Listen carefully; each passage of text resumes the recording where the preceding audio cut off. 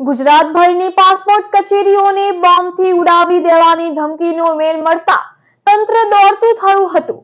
ભરૂચમાં પણ હેડ post office ખાતે આવેલી પાસપોર્ટ કચેરી ખાતે પોલીસે સઘન ચેકિંગ હાથ ધર્યું હતું. ગુજરાતની વિવિધ પાસપોર્ટ કચેરીઓ સાથે ભરૂચ જિલ્લાની કલેક્ટર કચેરી અને કોર્ટ કચેરીને અગાઉ મળેલી ધમકી બાદ હવે ભરૂચની પાસપોર્ટ કચેરીને બોમ્બથી ઉડાવી દેવાનો ઈમેલ મળ્યો હતો.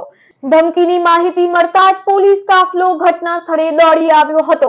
સુરક્ષાના ભાગરૂપે પોસ્ટ ઓફિસ અને પાસપોર્ટ કચેરીમાં ફરજ બજાવતા તમામ અધિકારીઓ, કર્મચારીઓ તેમજ હાજર અરજદારોને બહાર કાઢી લેવામાં આવ્યા હતા.